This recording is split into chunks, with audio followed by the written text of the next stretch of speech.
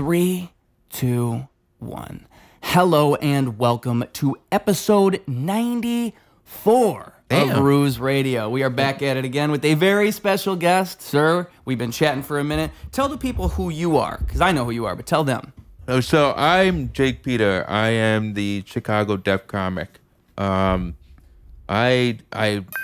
lived in Chicago since 2009. I started 2006, and I started comedy in 2009, and so did that for about 9 months. Had to stop because they kept kicking me out. So now I got back into comedy 3 years ago. So I like to be proudly saying that I am the Chicago deaf comic, and yeah. How does being deaf affect your comedy? I think it had to do with a lot of code switching between American Sign Language. There's the culture, there's the language, there's the grammar, there's sense of humor is different too. Now, what I do is I don't sign on stage because it becomes a distraction, but I also people get enamored by it to the point that it updates the other comedians. You're a physical comic, I see. You're a prop comic. You use your hands. Well, sign language is so technical, you have to be correct.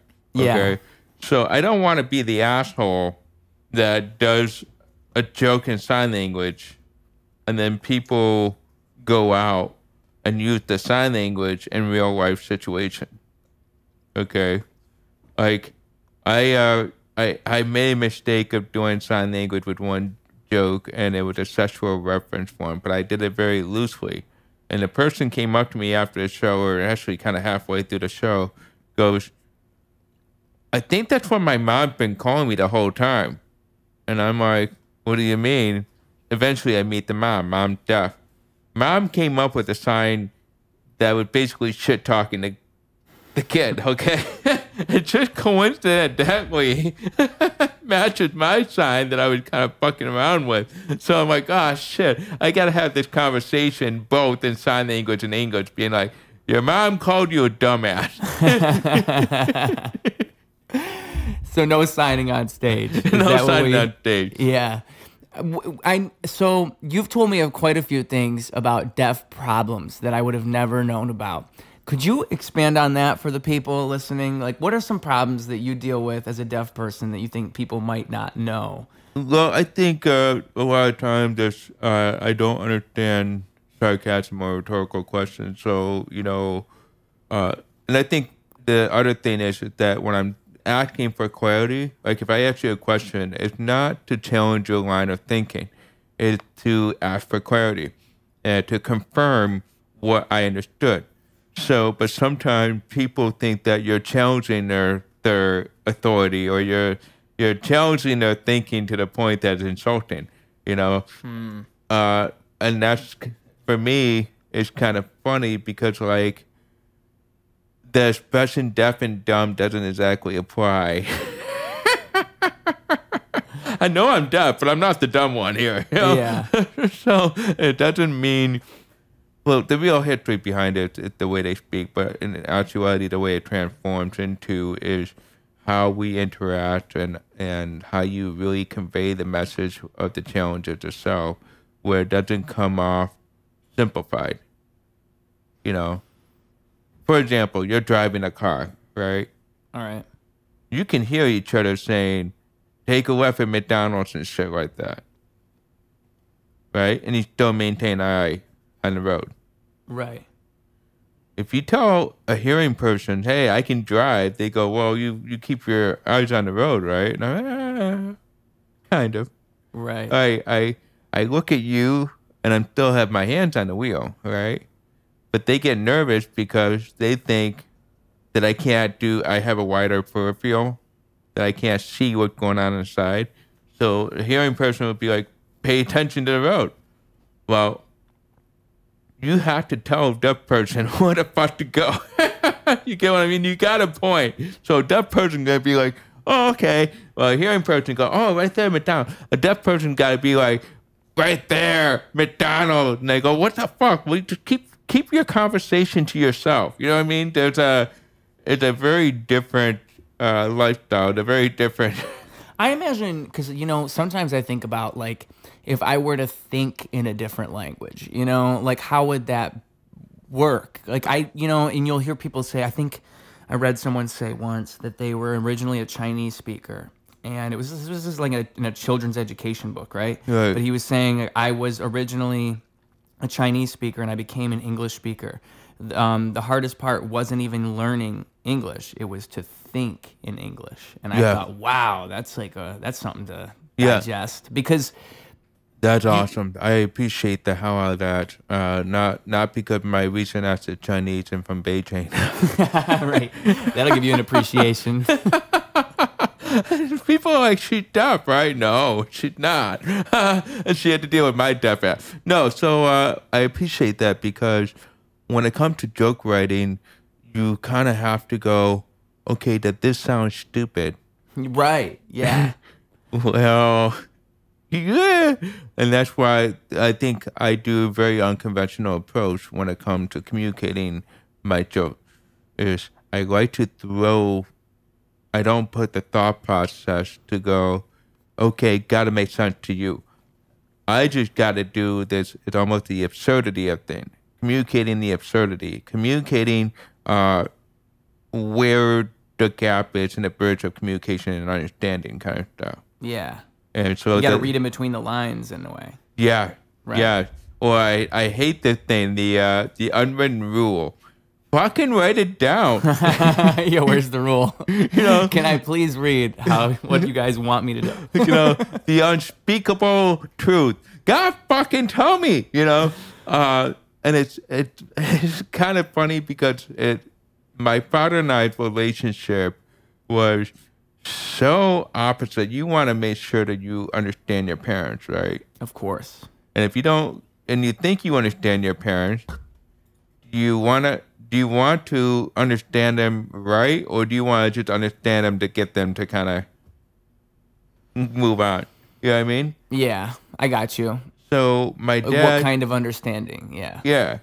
So my dad will say something, and I thought I understood him, but I didn't, and he get pissed off. Okay? Okay. So I got to the point that I gave up, and I said, I'm just going to do the lowest form of communication to build up the bridge of communication. Interesting.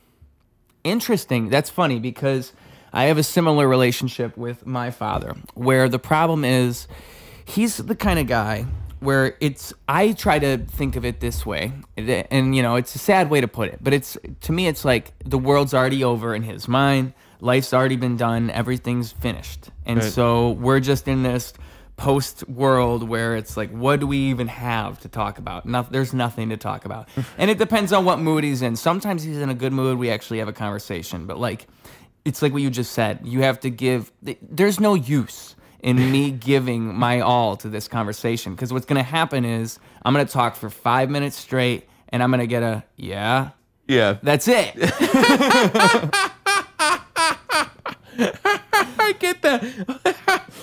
It's painful. It's actually painful, because I had to learn my lesson at one point. I'm like, I can't keep doing this. Dude, so what's your strategy? Do you just give him a little bits, just like he gives me. What do you mean a little bit? Like, okay, so I say, because, in his mind, a lot of what the conversation is going to be is, what did we do between the last time we talked? It's so literal. It's so literal. It's like, I try to tell him, like, we can talk about we can have a real conversation, but when I say stuff, you have to, like, give me something to work with. You don't give me anything. I've tried to tell him this, because it's just so, like, I can't call him 2 days in a row, because the next day I call him, he's going to say, I didn't do anything. You call him every day or something? No, but I'm saying if I were to. If I was to call my dad a day after the last time we talked, he'll say, what do you want to talk about? We just talked yesterday. All I did was this. He starts listing everything he did. Can you imagine being a person that you have a kid that you can communicate that you actually don't want to communicate with, versus you have a kid that you can't communicate with? And you know what? I can't even blame him, because it's his personality and my personality. And like you said, it's kind of like you win the lottery. I mean, which kid you going to have, and who are you, and how does that work out? Well, I honestly think that a lot of parents do everything they can to make sure their kid doesn't become the worst part of them. And then in the end of it, it's just they're not the worst part. They're the real part of you. Wow. Yeah. You know? Right. Yeah.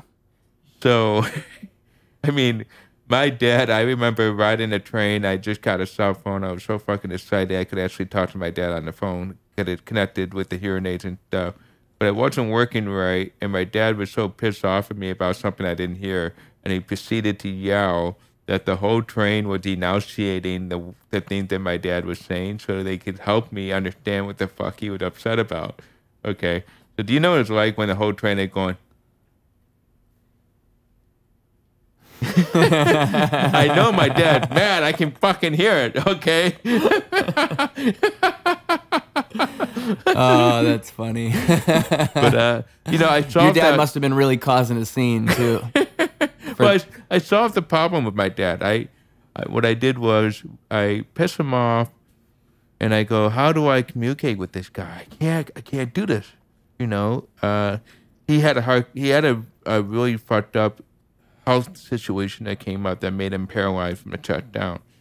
He became disabled, he became disabled 5 years before he died. Immediately chest paralyzed down, lost his business and all that stuff. So it was kind of funny how he was lecturing me about disability rights. And I'm like, you've had me all my fucking life. You should know what disability rights are. But no, he comes around in a wheelchair and he's telling me what disability rights are from sitting down. He couldn't stand up and tell me. But the point is that I go, how do I communicate with somebody on the lowest form?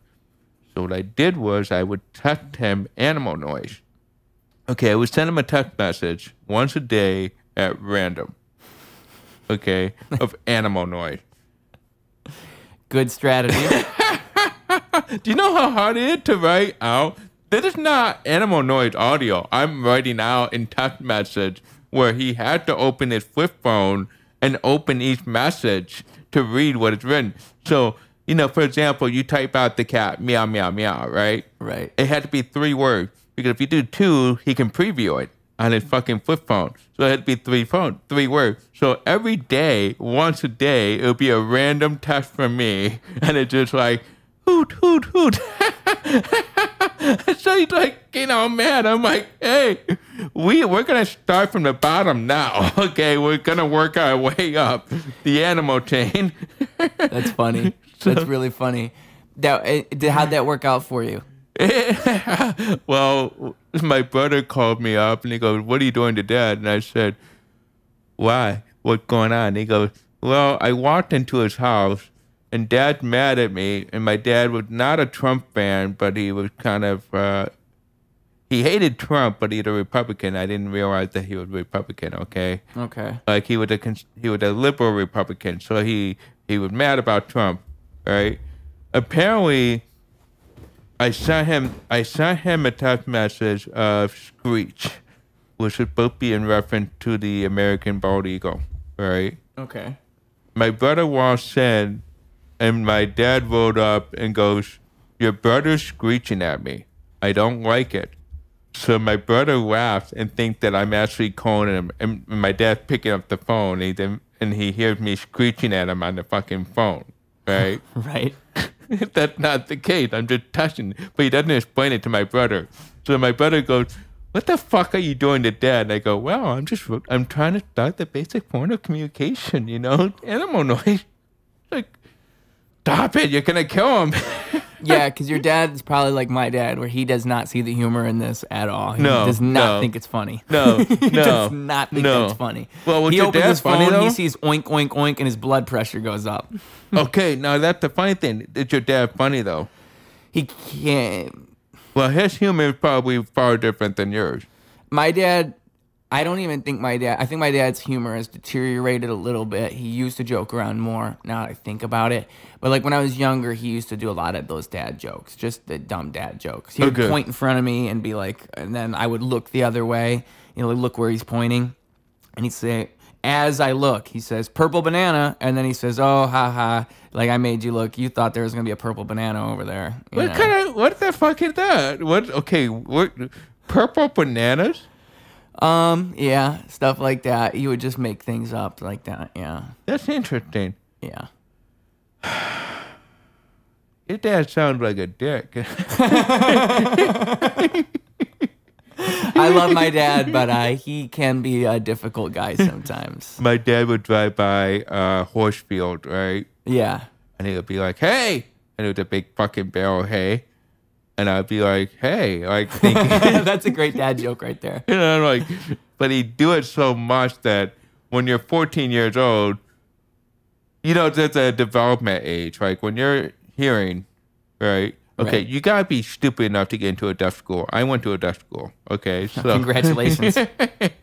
So my brother was, I love him. I love him. Don't get me wrong. He sees life differently than I do. Okay, he doesn't. He understands a lot more than I do. But he acknowledged that he doesn't know he get it, right? Right. But he'll tell me. You know what I mean? I, on the other hand, am too embarrassed.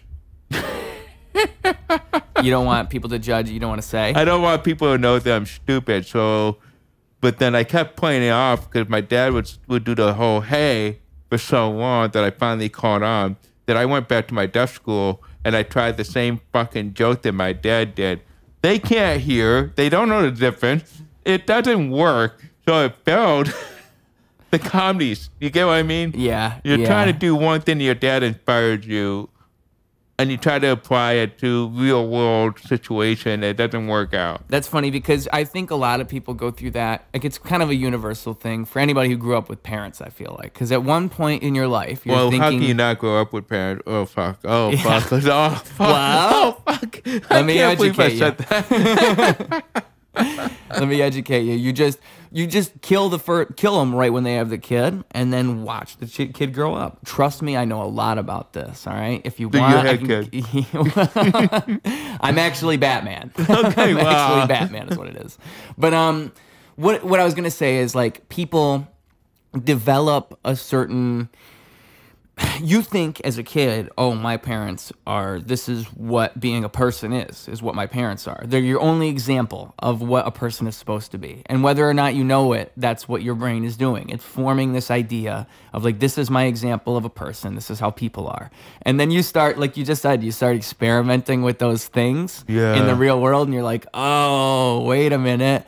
And like everybody learns in stages that, oh, my parents aren't. Like my parents are literally just people. Like I'm a person, and they have all their own sets of flaws and things that I have. Right. You know, like and like you said, you know, your parents try to make it so you don't have the flaws that they have and things like this, and then you can evaluate that to see how good your parents actually did. Like I don't think my parents. I love how they raised me because I think what it gave me was the freedom to be what I am.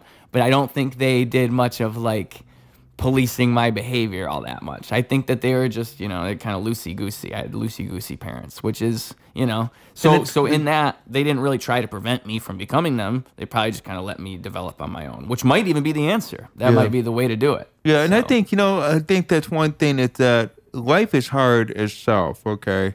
And I think that people fail to realize that they're designed to make the best decision available to them at that moment, kind of stuff. Okay, so because your brain is not gonna choose the dumb decision. It's not. It's not. It's gonna try to decide what the best decision may be. You know, and that's where. Okay, you know how when parents will let their kids swim in the ocean or the lake or pond, and then they see their kid kind of drowning because the kid kind of underestimated how bad the current's going to be or the water's going to be, right? Yeah. And they got to jump in and save your fucking ass and all that stuff. And then the kid feel bad because mom, dad had to do all that stuff. Your parents feel a lot fucking worse because you can't survive on your own. They should have taught you how to survive from the beginning, and it failed right in front of them. You know what I mean? Yeah. But they have to keep a straight face Because they're a parent, you know what I mean? Yes, I know exactly what you mean. When I was about 8 years old, I couldn't swim, and I didn't have a lot. We were at the pool. My mom had a pool in her backyard, and so we're in the pool. There's families in the pool, and I want to say 8. I think that's what it was, and I don't know what I was thinking. I do know what I was thinking. I was thinking nothing, really. I thought, because I jumped in, I swam. I do know what I was thinking. I don't know what I was thinking. I do know what I was thinking. Well, I wasn't thinking anything, is what I'm saying. When I say I was thinking nothing, I mean it literally. Because what had happened was, I had been jumping in the pool, swimming around all day as my childhood self, and I took my life jacket off, and so I'm just watching other people jump in. I think, I'm gonna jump in. And Okay. This is the deep end, and I don't have my life jacket. And so what happens? I jump in, and I just kind of torpedo straight to the bottom. Oh, yeah. And then I just sit there, and I remember, vividly, I can never forget it. I'm just looking up, just waiting. And to my little childhood brain, it felt like forever. It felt like I was just, probably like minutes. I'm just sitting there looking up, just waiting. But that was my instincts. At least they corrected myself in the last moment. They were like, hey, don't breathe now. Just sit here and look up. And what's so funny about what you just said is I never, ever really thought about it that way. Where it's like, I have always thought, oh, that was a dumb thing for me to do. Like, what a dumb kid I was. But my mom probably felt even worse than I did. Because when she comes and gets me, she's thinking, oh, my God. Yeah, it's almost kind of like okay, there are two things. One is that I had to ask you, did anybody jump in to save your ass when you're sitting at the bottom of the deep end? I don't know what happened. I know my mom came and got me. Okay. I think all the other kids probably just ran away like, ah! Okay, well, can you imagine you're sitting down there and you don't see anybody come get you? Oh, yeah. That's why I think I'll never forget it. Because it's like, I don't remember things from my childhood like that, really, all that much. A lot of the stuff just kind of left my mind. But that's one of those things where I remember specifically the vision I had. I'm just sitting there looking up at the bottom of a pool. This is fucking deep. It was 12 feet deep. It was But I'm That's like, not what I meant, but okay. That's not what I shit. meant. Well. God damn. I meant a deep, a deep as, you are in a plane that's crashing down to the planet Earth, right? And Superman comes to save you and the other person. There's you and the other person on a plane going down. And Superman decides to save the other person before you. Why do you say that? Just because he can only do one person over the other. Yeah, that's like the trolley problem. Right. Yeah. The trolley problem. But imagine that Superman goes, I'll come and get you later. Like, imagine my mom looks and then walks away. Yeah, just go, I guess. Okay. Well, I know what I would be thinking. I'd probably be thinking, she's coming back. She's coming back. She had to go back for some reason. I mean, because really the point where it gets bad is when you can't breathe, and you really can't breathe. And there's something really interesting about moments like that. So I think that when you're on psychedelics, you can elevate your mind in really strange ways. And I will tell you of a recent experience I had where, I don't know if you've ever heard of Wim Hof breathing, but it's a breathing method you can do, and it's good for a lot of things. It's really good for a lot of things, like even calming yourself down, but it's supposed to be good for even like illness. And I don't think there's a real scientific explanation, if I'm correct. It's really interesting. And it's just Wim Hof came up with it instinctually. It's something that he did because he used to go swimming in ice cold water. Okay. And so he made this breathing method so he could hold his breath longer and keep more oxygen. So when he's doing that, and something just told him to do that. And so what you do is you take I think you want to breathe with your stomach, but you're going...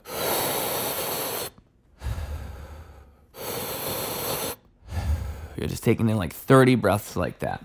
And then after those 30 breaths, you just hold it for as long as you think you can. And so depending on the conditions, usually the longest I can go is about 3 minutes. Well, 3 minutes, 15 seconds. What's the blowing process? Are you trying to blow to get the negative energy out? No, what you're doing is, I mean, on a physiological level, there's probably something simple that's happening where I feel like you're like oxygenating your body or you're oxidizing, whatever the word is. I feel like you're just drawing in a lot of oxygen by breathing in that specific way. And like, you know, I mean, that's kind of pretty impressive blowjob if you're asking me. Thank you. Thank you. It's good practice, too, for the ladies.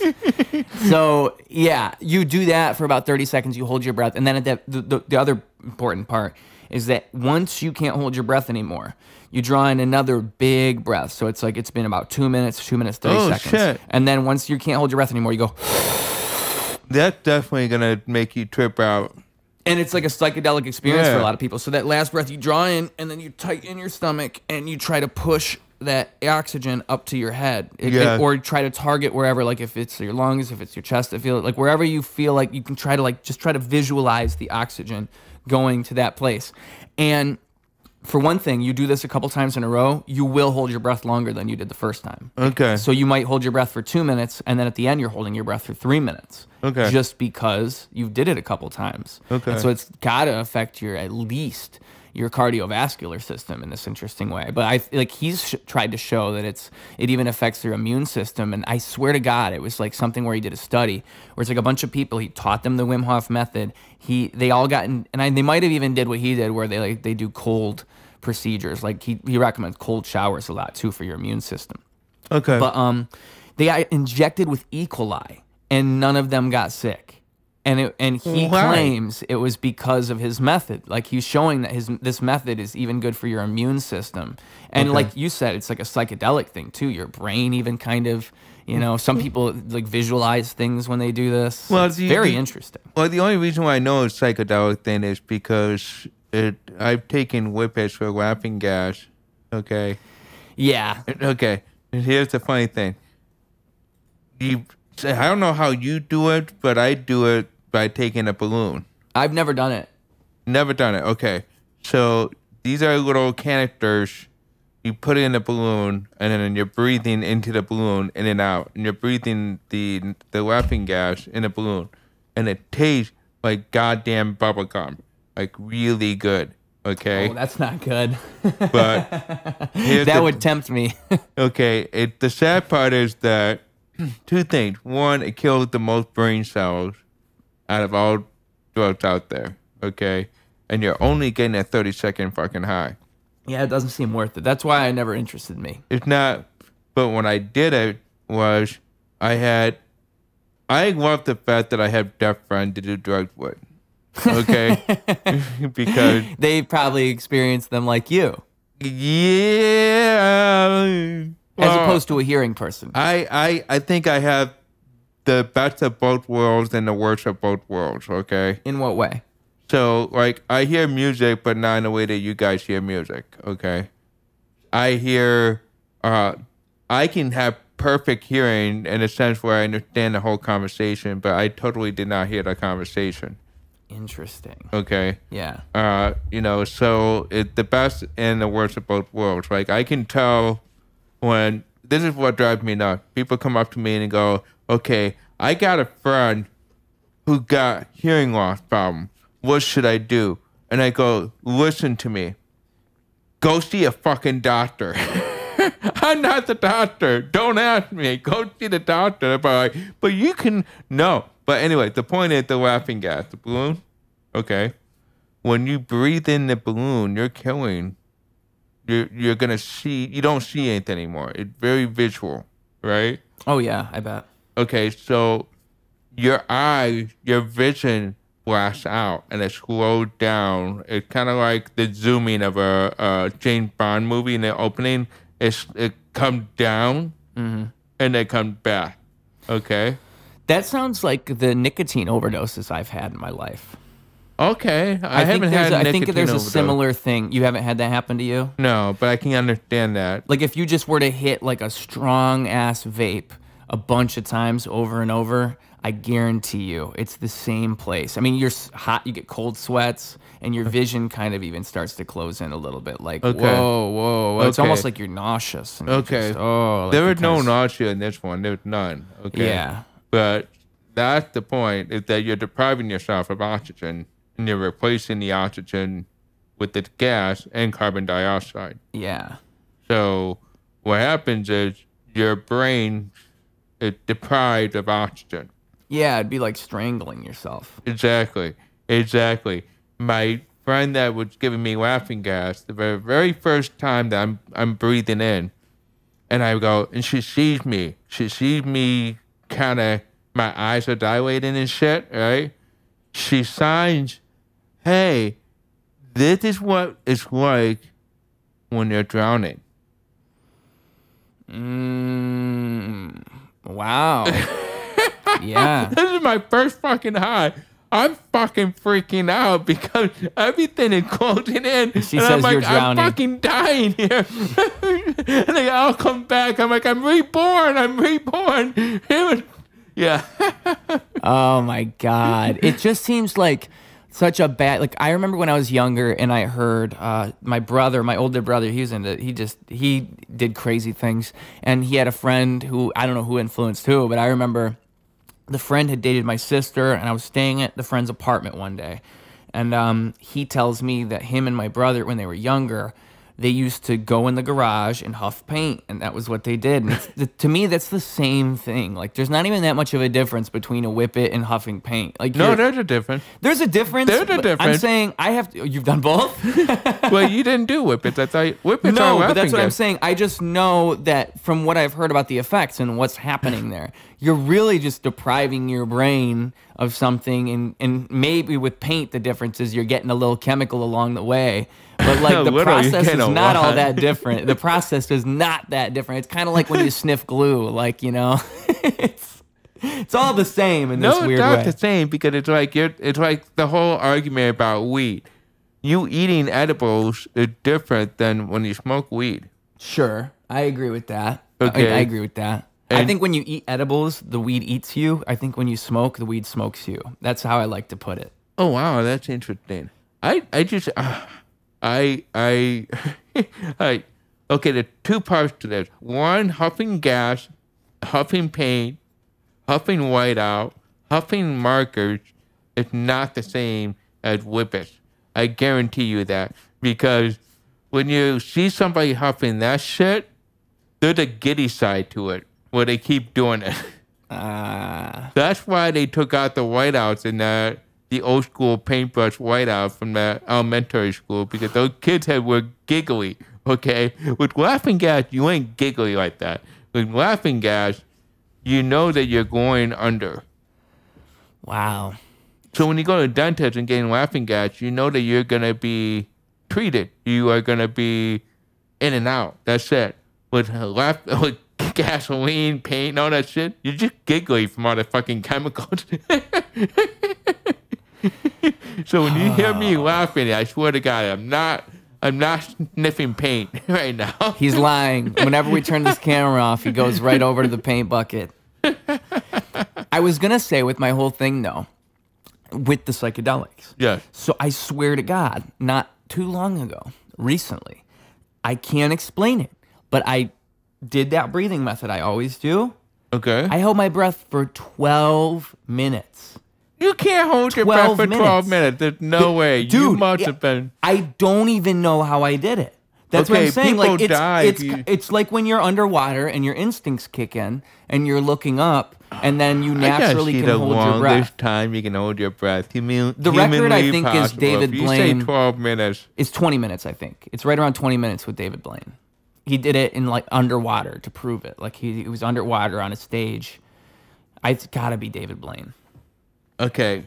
Longest time to hold breath at 24 fucking minutes. Was it David Blaine or is it somebody who beat him? 24 minutes, 37 seconds. Now tell me, is that when, because people do this compressed air technique, where they'll inhale a bunch of compressed air? Why am I doing a searching on this? You pulled up your phone. I can't believe I pulled up the phone. If I did not pull up the phone and spent 20 minutes adamantly denying your point here, I think I'd be a bigger fucking asshole. You know? Dude, what's crazy about it is just the fact that, because I think a lot of people can hold their breath for a very long time, and they just don't realize that their brain is stopping itself in this strange way. It's like why people like David Blaine are so magnificent, because they somehow have this way to surpass that human ability to suppress these certain desires and these certain capabilities.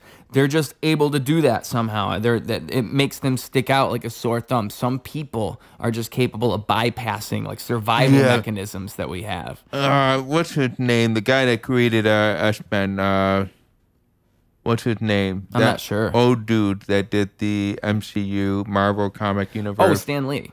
Yeah, he had a TV show called Superhumans, and he's actually interviewing real people that has these super strength kind of stuff. Yeah, and I think your body, it's kind of like what you said about the brain. Like if you let the brain naturally do what it wants to do, as a parent, then the brain usually makes the right choice. It's like, I think if you trust your body, it's the same thing. You can do amazing, capable things that you would never think. Well,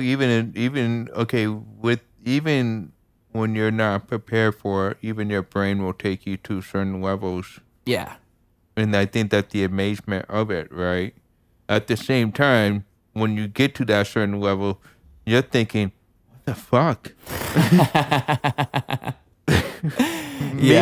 Me swerving from that 18-wheeler, colliding into me on the side of the goddamn mountain. I could be a NASCAR race driver.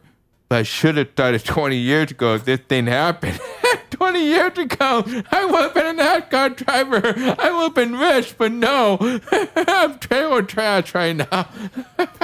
Now, I know that story, but please tell the people how this happened to you. You got smashed by an 18-wheeler on the highway. Okay, yeah. So I was basically, my ex-girlfriend was threatening to throw out all of our stuff. We were together for 14 years, and she gave me 2 days to throw out all of our stuff, which I got, okay, fine. I had to get back from upstate New York to Chicago. And I stopped by to see a friend of mine who didn't have very long to live. And I go all the way up northern Michigan, blizzard coming coming from Chicago to Michigan. And I get down to Grand Rapids, and this fucking 18-wheeler. The 18-wheeler, basically, I got pinched by that fucking semi, right? Yeah. And it's only because he was changing lanes in the middle of the fucking blizzard. The Michigan plow truck driver was trying to clear the road, and then as soon as he saw Indiana borderline, he gets off the exit. So the 18-wheeler is changing lanes and pinches me, and I lose my car. But I was trying to get back to Chicago on time. That AAA loses my car in 3 different states. I'm like, your AAA. They're like, yeah. Didn't you say it happened like right by the border? Is that what it was? Yeah, so it's right at the border. So basically, the plow truck can only plow up to the border. Yeah. And he gets off, right? And I should have known this because I was so grateful to be behind his ass for 5 fucking hours. That when the help is gone, you're like, you're leaving? Yeah. No. It all went downhill real fast. We had a great relationship. Yeah. I'm helping you, stay behind you. But I thought we were friends. Exactly. And it was kind of funny because the universal language was definitely the wave. You know, when he was coming off the expressway, and I'm looking at him going, where are you going? And he's going, I gotta go, buddy. And it's just the 2 waves, like, I'm waving at you to say goodbye, and the other wave is, where the fuck are you going, wave, you know? Yeah. So I looked over, and that's the 18-wheeler suddenly just changed lanes, and that's where my car got clipped. Oh, my God. And you said your car got smashed, yeah. right? Yeah, because I had a very low, I had a 2-seater hybrid manual transmission car, and they were the car itself is designed to have less air-resistant drag kind of stuff. Unfortunately, they're pretty much the exact same size where the undercarriage of the trailer of the 18-wheeler is. So I kind of got pinched into it. It's hard to say it audibly, but in sign language, which I'm doing right now, basically I got pinched underneath the carriage, right? It was almost like I got smacked in the back of the head while I'm looking at somebody saying goodbye to me, and then somebody smacking me in the back of the head, and then you kind of react very quickly to either smack them or you get out of that fucking thing. I got the fuck out of that situations, and I ran into the side of the bridge because the snow was so heavy. I ran into the side bridge guardrail. The truck driver is a mile ahead.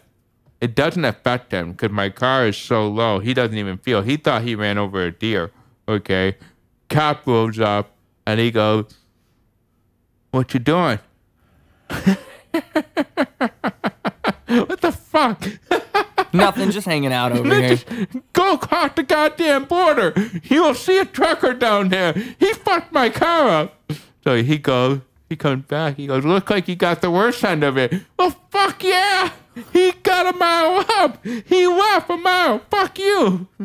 So yeah. Oh my God. But you're lucky you survived. You're lucky you survived. Yeah, it took AAA. I thank God had the upgraded Premier AAA membership would take 200 miles for free. Yeah. And they were so annoyed with me because the second snowstorm hit Chicago, right? It took them 3 weeks to find my car. The second storm hit Chicago.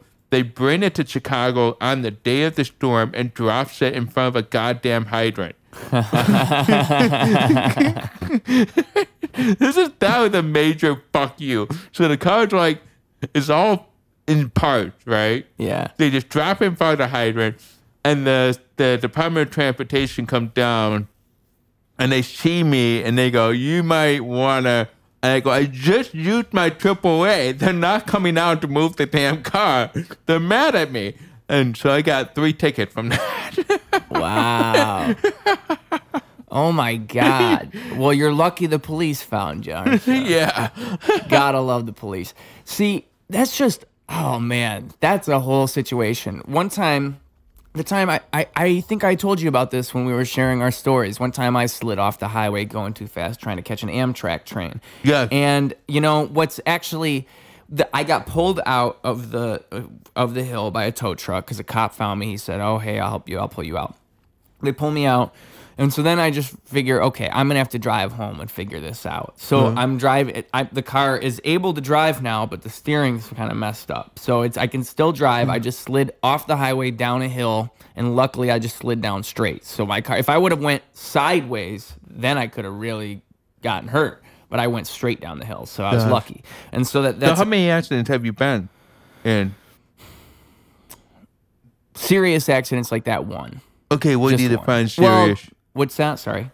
What do you define serious? I mean, because like I've like bumped into other cars, like just minor bumping into other cars. I don't consider those accidents. You know, that's like being an idiot. Well, I think there's some people like it's not that bad, and their fucking bumper still dragging. Yeah, and they've been in that accident 2 years ago. They're still driving around with the bumper dragging down a fucking Walmart parking lot. And it's like, can you fix this shit? You know what's funny about those people is like you see their car and you immediately know the whole story.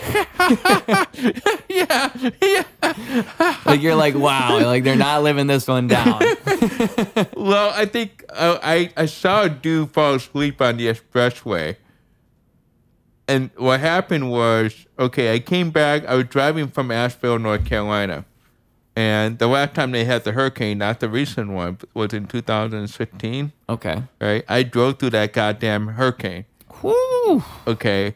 And then, so the hurricane's done. And I'm finally going, okay, we're good. Now we can drive back to Chicago with perfect weather, right? Right. This dude was in a Buick Cutlass. It's a big bossy car from 1980s, right? Okay. And the dude is obviously tired. He's been battling the hurricane all weekend. Obviously, the car's all fucking dirty and shit like that. So we're driving across the Great Plains of Indiana, broad daylight. And you know how you had that, it's cold outside, but it's warm inside the car? Yeah. And it's so nice and toasty? Yeah. He's in a Buick fucking Cutlass, okay? It's a nice car. It's a couch car, right? It's a couch that it's those cars where you just cruising, right? Yeah. Dude falls asleep. He's falling asleep, and I wake up my ass and I go, hey, what do you think I should do? And she's going, what do you mean? Just beep the horn. I go, no, I can't beep the horn. He could be asleep right now. Can you imagine the horn beeping at you and then you fucking swerve because you don't know what a fucking horn? You're freaked out. I didn't want to do that. Yeah. So I started slowing down to give him space, and he's slowly going off the expressway. Oh man. And my aunt is going, well, what are you doing? I'm like, well, at least I can slow people behind me so they don't get hurt, right? The guy sideswiped the guardrail, right? Does this insane swerve back and forth, and he saves it, right? I drive past them, I look at him, and I could see him trying to figure out a story to tell when he gets home. I'm not going to tell people I fell asleep at the wheel. I'm going to say to the crazy-ass driver that hit me. Yeah. You know what I mean? Yeah. That's definitely... I'd be that guy. I would make something up. I mean, well, actually, I wouldn't. I would just tell you. But I can see myself being that guy. Like, literally, because, you know, what are you going to do? Especially you got a wife. You know, you got kids. Exactly. Like, you can't say, I just swerved. I have that thing where it's like highway hypnosis, where if I'm driving on the highway for too long, I will want to fall asleep. I will. So what do you do to avoid that?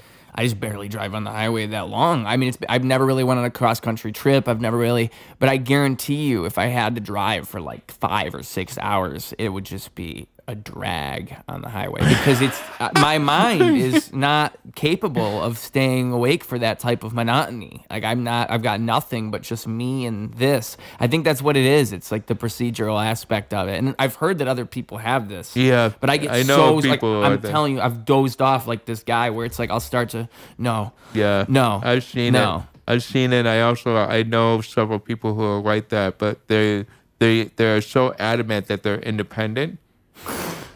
Yeah, well, it's the highway for me.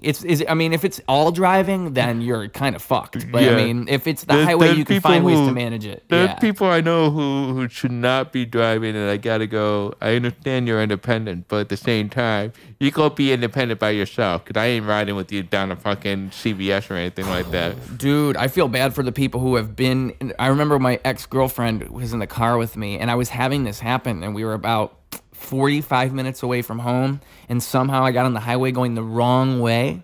So I was already tired, and then I go, okay, continue. Okay. Like literally, I'm supposed to go south, I go north. And so I'm supposed to be going about 30, 40 minutes away. I end up having to drive for about 2 hours, and she doesn't have a license. And like, she never really liked driving, but I remember she was even saying to me, are you sure you don't want me to drive? Are you sure you don't want me to drive? Because I'm literally, like, we're at the point where I'm like, oh. And she's probably, like, looking over at me, like, Jesus Christ, like, this guy's about to get me killed. This guy's literally about to swerve off the street. She's probably feeling terrified for her life. Because in my mind, I can't control it. I'm just trying to keep this boat afloat. And in her mind, she's, like, thinking terror, like, Jesus Christ. But that's how it goes. I feel bad for anybody who rides in the car with somebody who's like falling asleep like that. It's probably terrifying. It's probably especially if they're in denial and they're like, no, I got this. I got this. Well, okay. I have a secret confession to make, okay? My best friend is going to be mad that I'm going to even talk about this. Well, she's not going to be mad. She's going to be like, well, why would you say this? My best friend is deaf. I've known her since 3 years old. We're in the same town, okay? At the time, she lived in upstate New York, and I've been missing home, so I called her up and see how she's doing and stuff, right? She's driving on the country road, right? And I'm FaceTiming, so I'm doing sign language. So she signs and drives at the same time. I'm watching her, and I wasn't sure if she was pulling a joke because I couldn't really see the background very well, but I was kind of confused until I see her fucking phone is shaking all over the car, okay? She doesn't fall asleep. She had a seizure while she's driving, okay? Oh, my God. They discovered at that moment that she had a seizure because the country roads had the flashing light to stop drunk drivers. Uh-huh. To wake up the drunk drivers. And it gave her an epileptic seizure. Yeah, so she fucking flipped her fucking SUV. Oh, my God. I'm watching her, and the whole time, I thought it was some kind of, like, special Snapchat filter kind of thing. So I'm laughing at her the whole time. And she comes to, and the cops are there trying to go, what the fuck happened? I'm like, oh. This is real. This is real. Holy shit, dude. I can't even imagine if that happened. Wow. So, I've had family members who have had that happen where they'll have a seizure and they didn't know they had a seizure, but that's like how they got in an accident. You were just lucky enough to witness it, because if you hadn't witnessed it, she probably would have been even confused about what had actually happened. I mean, I think she would have figured it out. Oh, I mean, if you're caught in... Well, no, but some people have seizures and their memory fades around the seizure, so they don't know what actually happened, and like you just black out, and then all of a sudden your car's smashed. Yeah, I don't know if that's what she experienced, but I'm pretty sure you black out. But she was kind of like, when she came to, she goes, oh, that kind of happened before. Yeah. Like, yeah, and you know what? That's how this family member is. They want to keep driving. They don't accept that, like, because I've said to them, like, if you're having seizures like this, I don't know if you driving is a great idea. Well, that's why they need to move to Chicago. We got the greatest fucking bike infrastructure. We got the greatest fucking CTA. Yeah, it sucks and all that stuff, but in D.C., there's not 24-hour bus or train at all. I'm going to hold that thought. I'm going to take a pee break real quick. I don't know if you have to God damn it. Buses and train made you think about pissing. Yeah, that's what happened. I like to piss on the bus.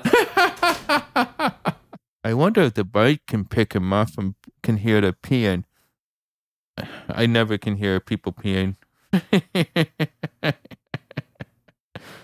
Okay, I want to know what the average. The length of time a person that typically can hold their breath voluntarily ranges from 30 to 90 seconds. Okay. Can decrease in factors such as smoking,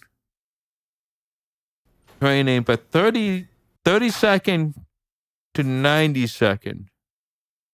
That's the longest on average an average person can smoke. But the record breaking is 20 minutes. So that's why I was kind of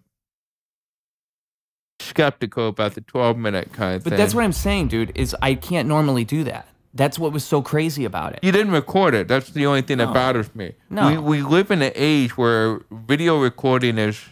I wasn't doing it to do... That's what was so crazy. Is like, I just think that in that psychedelic state, there was something that made it possible. Because I remember what was happening in my mind. I remember how I felt. But like, if I do it now, if I did it right now, I'd probably be able to hold my breath for up to 2 minutes, up to 2.5 minutes. That's what I would guess right now. But like, and it was, and what they say too is like when you're trying to set a record for holding your breath, you want to do it in the morning when you haven't. What is that, by the way? This? Yeah, give me one.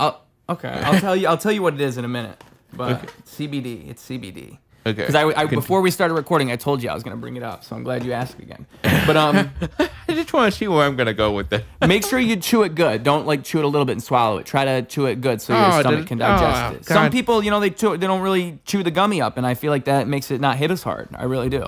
I'm just trying to give you some good advice. It's actually not bad tasting. I thought it could be wow. Well, you know what? While you ask me this, CBDFX is the sponsor of this podcast. If you hit, there's going to be a promo code in the description for anybody who wants to save some money on CBD. I might as well just answer you now. CBD is freaking awesome, dude. I look at CBD like it's all the medicinal effects of THC, but without the high part. And so what happens is it's not psychoactive. It doesn't get you high, but all those like things like anti-anxiety, where your muscles relax, all those things in weed where you're thinking you're getting these medicinal benefits, CBD, I feel like, is actually way more effective if you just take that. Because even with sleep, CBD is really good for your sleep. Yeah. If I take it before bed every night, I used to take 50 milligrams a day. Now I get these 50 milligram gummies. So it's 50 milligrams per gummy. And I take one throughout the day and one at night. So I'm taking 100 a day altogether.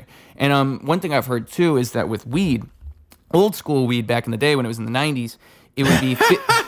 You're not even born in the fucking This is what I'm saying. I didn't experience it, but it was 50-50 back then. Back in the day. Motherfucker, I know what the back in the day is. So you would know what I'm talking about. I know more than what you're talking about. The weed wasn't like what it is now. It became a whole different thing throughout the years. Where back then, my understanding is the CBD to THC content was actually closer.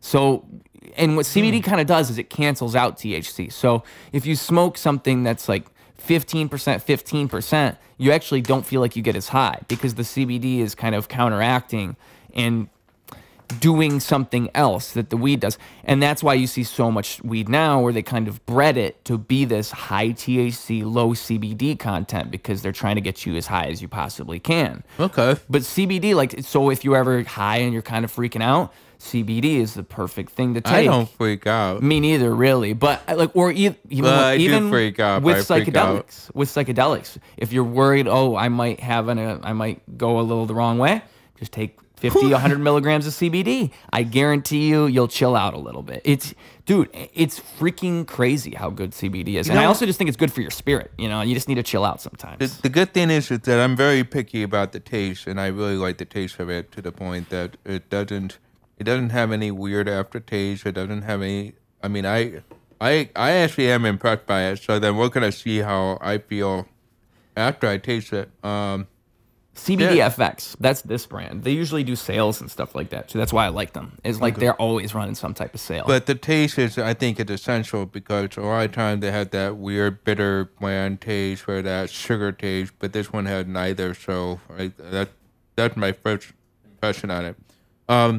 The one thing I wanted to ask you is that your interpretation of the 90s is that inspired by your dad telling you what the 90s was like, or is that from the fucking TV that you watched? Or I didn't even, you know what's funny? I didn't consume a lot of 90s content apart from like, I just never really, I didn't grow up doing a lot of that, listening to a lot of music or watching a bunch of movies. There's nothing in my childhood that was like it was just watch whatever was on TV. I kind of did my own thing as a kid.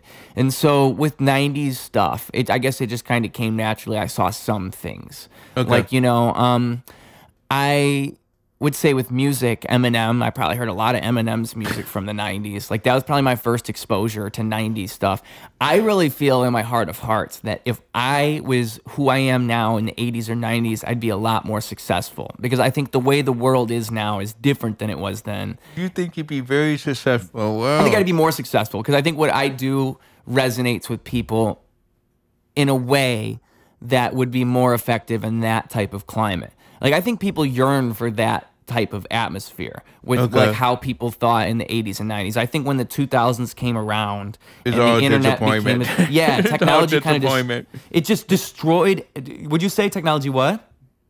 2001? Well, okay. Oh, well, yeah. Basically, you can pinpoint it to the Twin Towers is when everything goes wrong. Well, I'm not pinpointing to that. I think I'm pinpointing to the fact that the new age, the internet came in the 90s, and I think that we really underestimated how the internet was going to really directly affect us now. Absolutely. And you're seeing it play out in real time. It's kind of one of these crazy things where it's like, you know, AI is just the next step in that direction. And, you know, it's a crazy thing to think about because we are only seeing the beginning of this thing that's going to transform everything.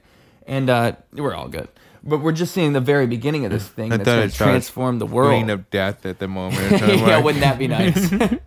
All right, we're going to do another podcast in 2 weeks. You know? But yeah, so I just feel like we're hitting this point as humans where it's like we have to actually think about, like, what does it mean to be a human? Like, are we really connected with these things in a way that's healthy for us? And if in the nature of science and the nature of these people who make these decisions is to just try it and see what happens. It's not to question the ethical implications of such a thing. Like with AI, the question isn't whether or not we should do AI. It's whether or not we will do AI and what we can do. We're already doing AI. That's what I mean. And like, what you really needed was in 5 or 10 years ago, people to say, yo, this is the internet. This is the same type of influence. This is going to change society. We need guardrails on this. Well, and those guardrails were never put up. And the same thing is with the internet. Like, we have this thing that ran wild, and now we're watching in real time all of these negative repercussions of that take place. But you're missing the positive repercussions that came out of it. Not repercussions, but the positive thing that came out of the internet. Because if you did not have the internet, well, I don't think there's a right or wrong. I don't think it's about whether or not it's good or bad. I just think it's about the fact that it's happening. You know, like, you can't deny that the internet came around and changed the way we think about everything. Yeah, the same thing with television. Exactly. Same thing with radio. And you know what? Every time this happens, people are always sounding the alarm, saying, can we handle this? Can we handle this? And I think we're hitting a critical point where we might not, you know? We don't know what's going to happen. Look at how crazy everyone is with the internet, dude. The internet it helped so many people, but I see so many people now who, like I said, when there was the 80s and the 90s, people didn't think this way. And I didn't grow up with this. I just know it just from seeing how it looked and how people acted and the spirit of that time. Right. It's so different than what we have now. It's almost like everybody's like, I like to think of like the way people think about social media. There's two versions of you now. There's like the version of you that's real, that's right here in front of me, that exists. Right. And then there's the separate version of you that lives inside of this device. Everybody hates me behind it.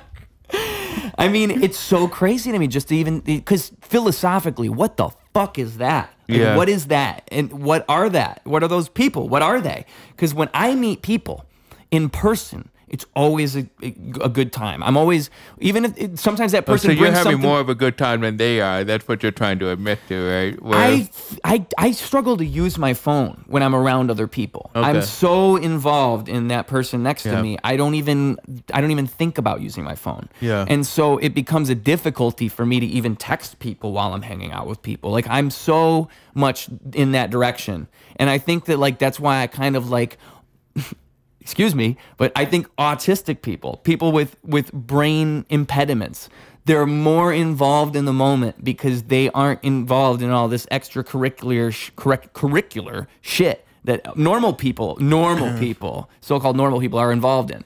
Most people are so literal. They're so by the book. They just think like they're not thinking abstract, and they don't want to get deep in this conversation and deep in this moment. And I think that, like, you feel when people are really doing that. And so I just think we've gotten so far away from what I'm talking about. Like, you know, you had that all over the place. And now the internet and the way we think about each other and the way that we consume everything is just so fucking backwards that we don't even realize we're not even being human anymore when we're around humans. Yeah. Well, you know, okay, there's a couple of things. One, as a deaf person, I can't multitask. I don't understand when people look at their phone and they can hear an answer at the same time and still be engaged in a conversation. Absolutely, right. Okay. But at the same time, I think my experience being exposed with those with autism allowed me to be okay with talking to somebody who refused to give you eye contact. Okay. So, like, you know, my ex has autism, right? And she would not give me eye contact throughout the whole relationship. But again, like I said, she's Chinese, so I thought she was part of her culture that not to give me eye contact. No, it's the autism. It's the autism. So whenever I try to get her, like, I would say, I love you, and I try to look at her in the eye, she did not like that shit, okay? So when she said it to me, she wouldn't look me in the eye. And I'm like, look me in the eye and say you love me. I'm not her cup of tea. You are not her cup of tea, sir. That's how I pretty much ended the relationship. I'm like, listen, I'm just not your cup of tea. Trust me. Do you want to tell that full story on the podcast? Because there's a story behind that sentence that you told me when. I mean, I'm sure you know the story I'm talking about, right? Me driving her to Columbus, Ohio to move, or so. I don't want to be the one to tell the story. You got started trying to remember it because what I remember you telling me is that she once said to you, "If you'd like to have sex with me while I'm asleep, I just want you to know." Yeah. Yeah, so basically, I've had my sexual experience are very different. I've had sex with hearing women and deaf women. Okay, they all sound exactly and not exactly alike. Okay, and they all got to listen to my deaf ass trying to not notice what they sound like. Okay. Yeah. Okay. Okay. Like, if you're eating pussy and it sounds a little too loud, you're not sure. You're not sure if it's them or if it's the doors on the pussy. You know what I mean? It's just, are you pounding that door a little too hard? You know, that kind of stuff. But anyways, bad sex, right? So she wasn't into the intimacy kind of thing. Okay, so being autistic, she was just like, let's get the business and get it over with. And she goes, okay, it's okay if you initiate the sex while I'm sleeping. And I go, what? And I go, no, I don't think that's right. And she goes, no, really. I just want it over with. And like, I don't think a lot of people are gonna like that. I don't like it. I really don't like it. But can you write that down for me? Because I'm deaf. I'm pretty sure what I heard, I don't like what I'm hearing. Okay, so write it down so I can read it. And I think that was the other part was she said, can you choke me? And I go, what do you mean? And she goes, she's signing it to me, right? Yeah. It's universal. The sign for choke is universal. It's exactly what it is. It's this, okay? You're putting your hands on your neck. That's the sign for choke. The goal is you try not to choke yourself as a deaf person trying to sign that, okay? Don't try to grip and choke yourself to make a point that you're choking somebody, okay? I've seen people do that. They pass out because they choke themselves a little too hard. But the point is, she goes, you can choke me. And I'm like, why? And she goes, well, you can do it. Oh, I go, how hard? And she goes, well, you're going to have to wear your hearing aids. I go, I don't want to wear my hearing aids. I don't want to hear it. I don't want to hear it. And she's like, well, just when I start crying, that's when you stop. Oh my God, this woman was extreme. I'm like, no, I'm not doing that. I'm not doing that. No. And so that's when he says, I don't think I'm your cup of tea. I'm not your cup of tea. Well, at the end, she's a very, very awesome person. At the same time, when you have bad sex, it's kind of like, oh, well, at least she's awesome. Yeah. Yeah, it's one of those things where it's kind of like the truth of a relationship. Yep. You can't have a non-sexual relationship with a romantic partner unless you both are on those terms. Like almost always someone's cheating on somebody else in that situation. Like somebody eventually is like, man, so we're just not going to have any sex at all? All right. And then someone cheats on somebody. Okay, the longest I've not had sex in a relationship, 8 months. It's a long time. Okay. But that's not the one I had a big issue with, because I was okay with it emotionally, because I thought we were like having sex mentally or emotionally or spiritually because we connected, right? The one I've waited with 5 fucking years. I was in a relationship for 14 years, and I waited 5 fucking years to get laid, and as time passed on, you question whether the person really wants to fuck you or not, and then you go, is it me? Right? That's a normal male response. Is it me? Right? My response is it my deaf ass? And then when that 5 year came up, it's like, it ain't my deaf ass. And it's not. She wants to hear me. She wants to get into this. And she wants to see if I'm good at fingering because I'm good in sign language. You know what I mean? Like, yeah, there's probably some carryover there. Yeah. A little bit of passed over on those skills. Yes, exactly. Now, have you ever had like a bad hand job? Yeah, I would say so. From a deaf person? No. I have. That's nothing. That's a way to piss you off. You're like, you use your hand all fucking day. You don't know how to give someone a hand job? Or come on. Like you've had all this practice. Exactly. I think. Oh, you said something else to me about that. You said like somebody who's. I don't want to butcher your own joke. But No, that's fine. I don't care. Was it like a hooker? It's like being a hooker, and no, it was like being somebody who uses their mouth all day. Who uses their mouth all day? That's okay. So the joke was basically, you think nothing worse than getting a bad hand job from a deaf woman. What's really worse is getting a bad blowjob from a hearing woman because they can use their goddamn mouth all the time. That's what it is. That's a great joke. That's a great joke. But I feel misogynistic when I don't know how to pronounce it. Misogynistic. Yeah, when I say that, because it's not the gender that's the question. It's just easier for the audience to go, okay, I understand, because we're so evolved with the mindset of watching porn that's specific to it. Porn is not closed caption. There's no closed caption in porn. You know that, right? Do you realize when you watch porn, there's no closed caption except for the foreign porn? The foreign porn. Really? Yeah, that's great. They caption it, but they don't caption the ooh, They just caption the dialogue. I want to know what consent sounds like. You might have a problem. Yeah. I was waiting for a long one. I was trying to hit that joke really long. I was waiting for you to react. That's a good one, dude. That is hilarious.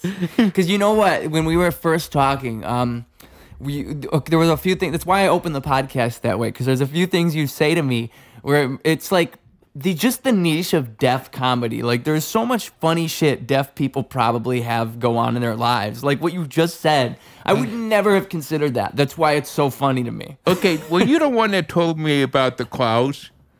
Maybe. What were you told? No, it wasn't you. It was somebody else who was saying that I would reading up or watching something about deaf people were surprised that clouds don't make a noise. Ha! And then they had to be explained that clouds don't make noise. Okay. Yeah. No. Really? I mean, well... Clouds don't make noise? So let me ask you this. When deaf people see someone yawn and they see someone... like, oh, they're definitely choking. They're definitely choking. If somebody's yawning, we assume they're choking. Really? Yeah. That's why we stick our dick in there.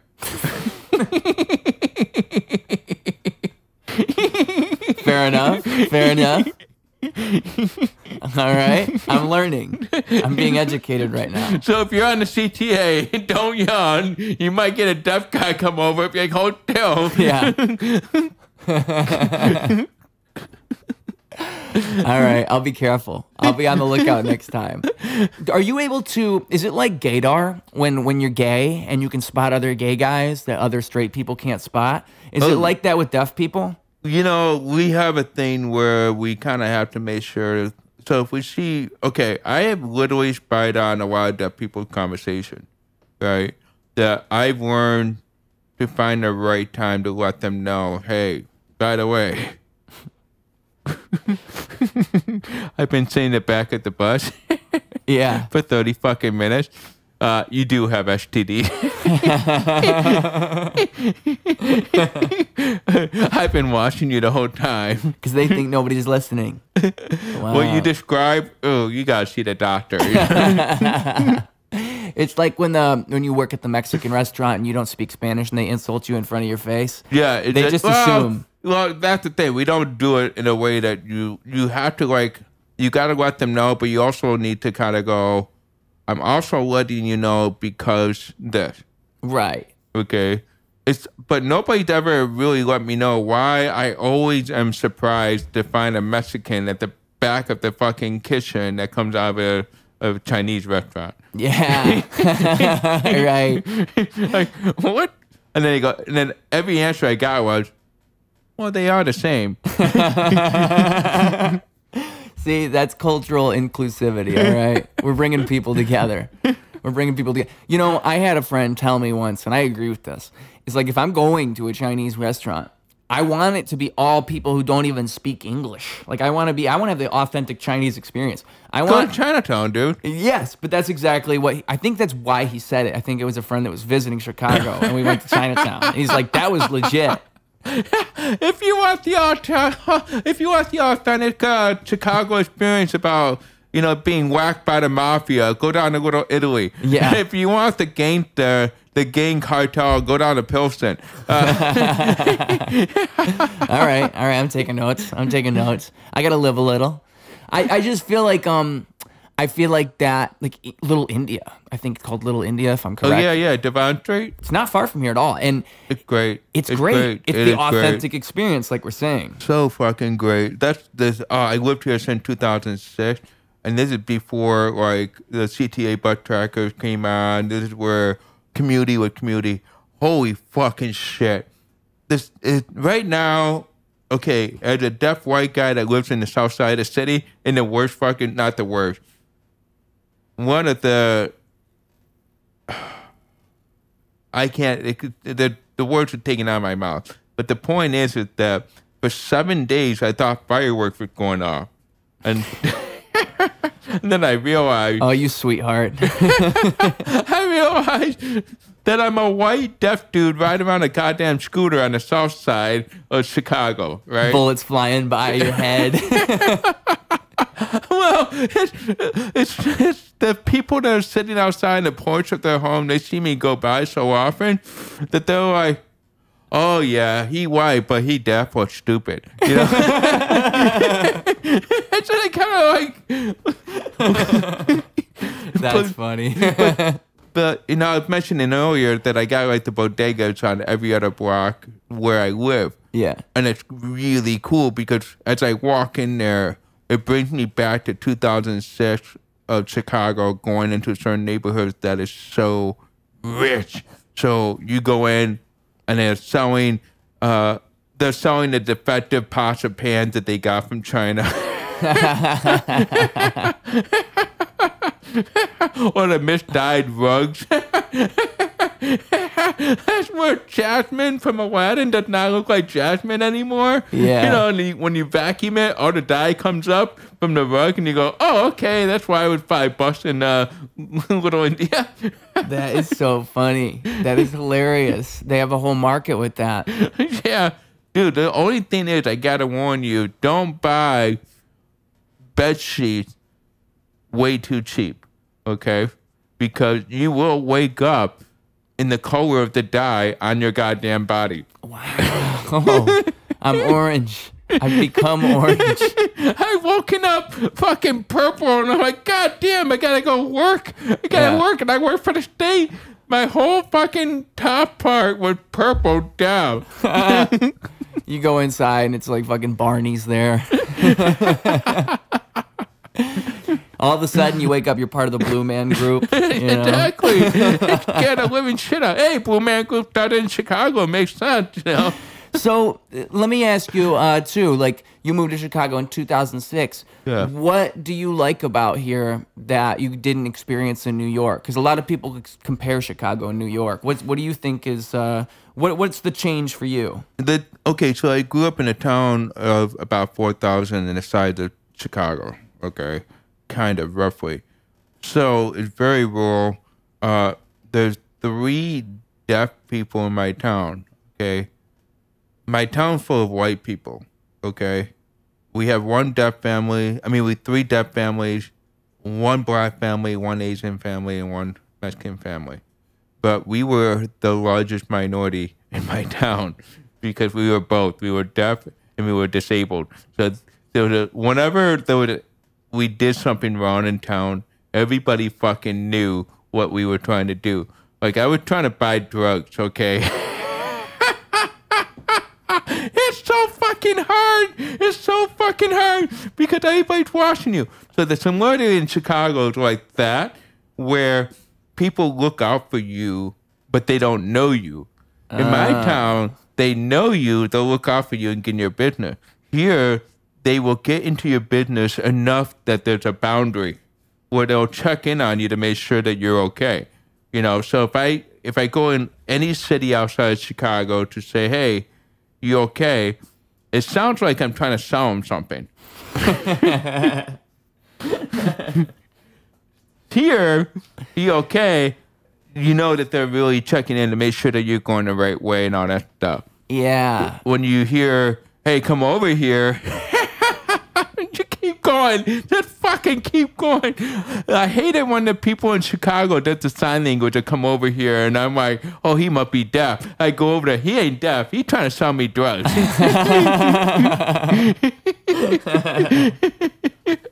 Yeah, and in New York, you wouldn't even go over there. Yeah, exactly. Keep walking, no matter what he's doing. That's interesting, yeah. Do you think it's like a difference in the mentality of the people here? Like, do you think it's just the way people think is different? Oh, yeah. Because it's both the community and I'm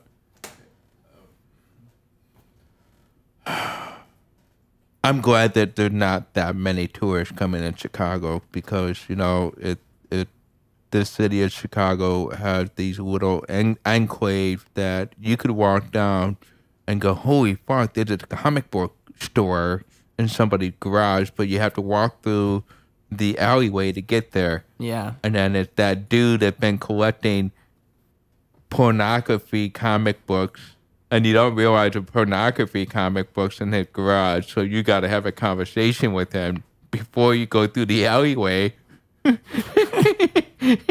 This sounds like this really happened to you. I was worried about the cop trying to come up to me and talk to me about this fucking pervert.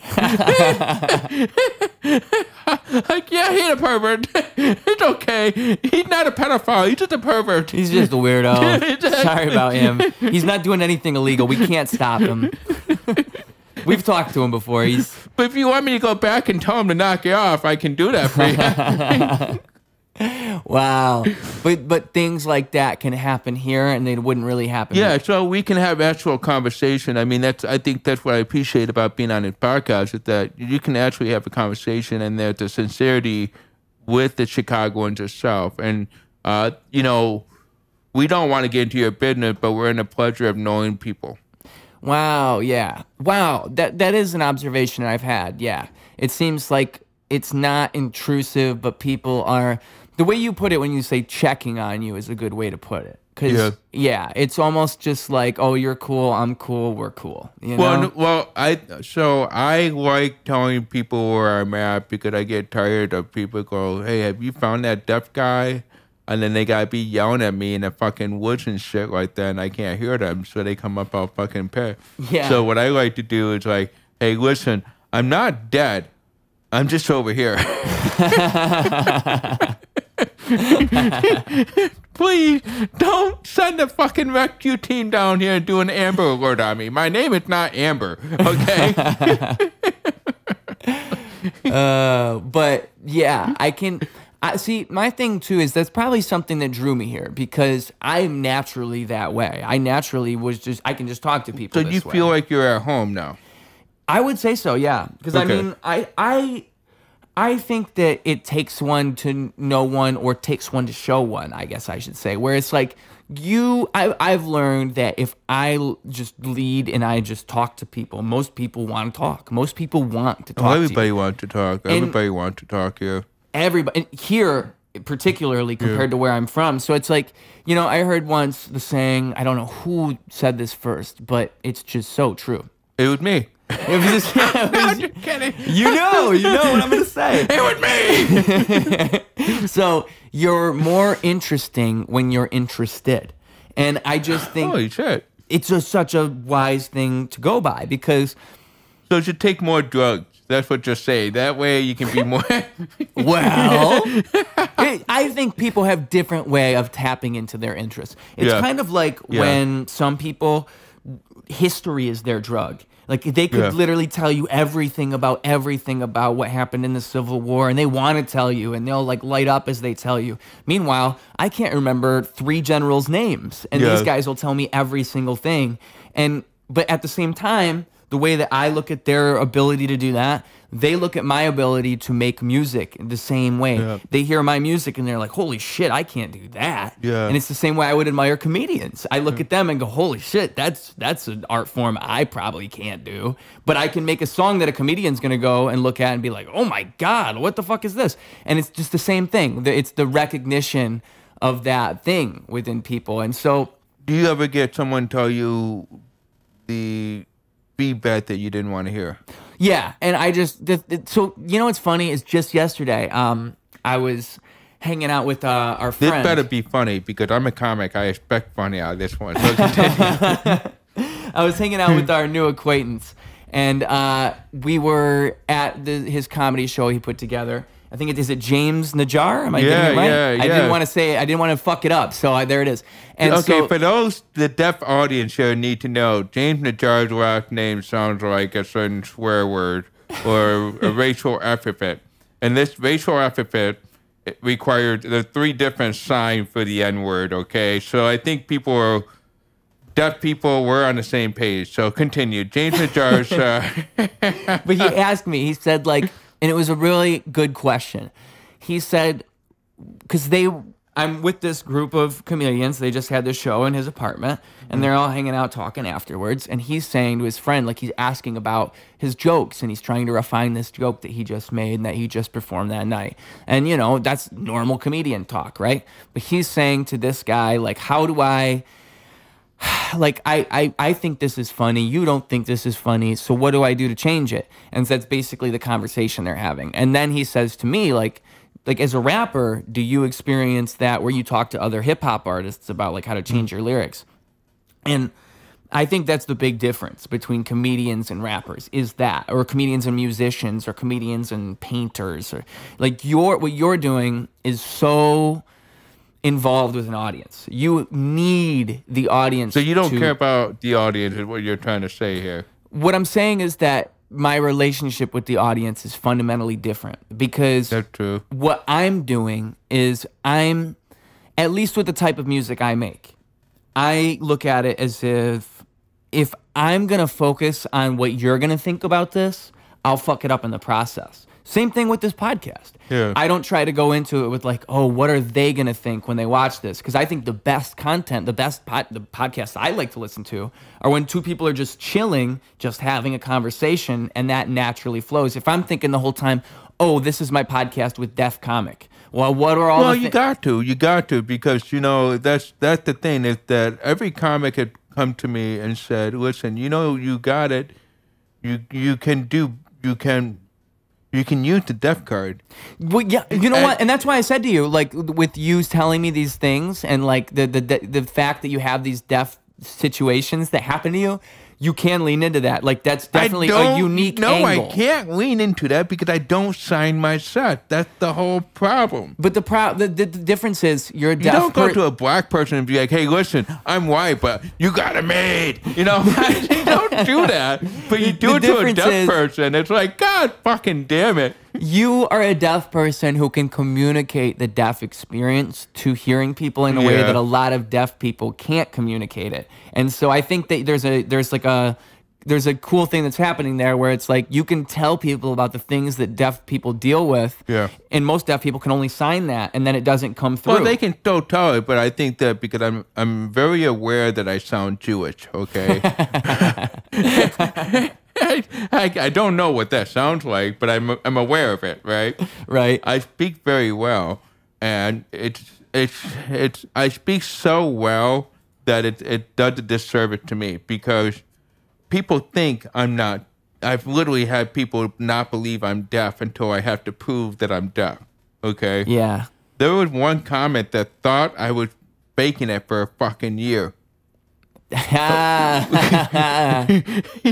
like, well, you know what it is. It's like people are hearing you say all this stuff about deaf people but I'm talking to you and you hear everything I'm saying. Yeah. So it's like, well, what's he mean? Is it like, what kind of deaf is he talking about? That's why, I don't get upset about it. At the same time, it's kind of like when you tell me that I got it made as a deaf card kind of stuff, I don't want to go to comedy festivals and use that as a card. I have other material outside of it. And I imagine you wouldn't even want to be defined as the deaf comic person. Yes, I do. Okay.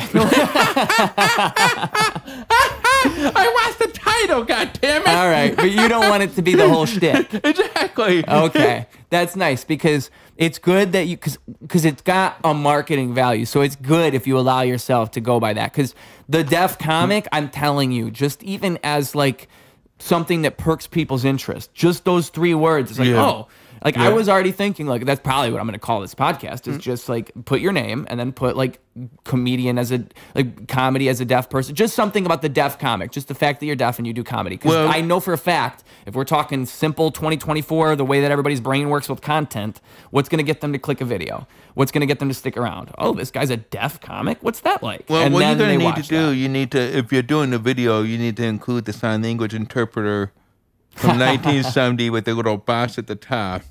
And that way, people will be all enamored by it. Yeah. You're right. Next time we'll get a sign language interpreter in the room. And dude, you didn't know what it's like to get fired from a job with a sign language interpreter? I can only imagine. I'm gonna finish my story though. Okay, continue. So I just think that like the fact that comedy and music are so different from one another. The fact that I don't have to rely on the audience at all. If the fact that if I think about these things, the product gets ruined. It's such a different way of thinking about it. Okay. I even think like if I were to try to do comedy, I might be able to do it, but I'd have to find a way to translate the way I think into that because I know for a fact, I don't give a fuck if you thought what I said wasn't funny. I don't care because I know it's funny. It's like the same thing as like, if I write a song and I show it to you and then you don't like it, I don't give a fuck. You don't like the song because I was doing something. It didn't click with you. And that's fine, but that's just something. That's a thing. And the fact, if I get that in my head about it and I think too much about your reaction, I'll lose myself in that process. And that's how so many people do it. You see it happen where it's like, I think in the comedy world, I'm sure you see this, where they're so worried about the audience, they stop themselves from taking chances and they stop themselves from doing certain things because like, oh, well, they didn't laugh at this, so I guess I can never go that way. I can never say that. Last night was a perfect example because I went to this open mic. This fucking first comic, goes up on stage and he sees the room and it's just only like maybe 5 audience member and then 4 comics, right? Yeah. I'm outside smoking weed, and I hear him talking, I hear certain points that's funny, right? But it takes me a while to register. But the moment he goes, I can say whatever the fuck I want, woo, right? And they fucking leave. I was so pissed because I'm like, no.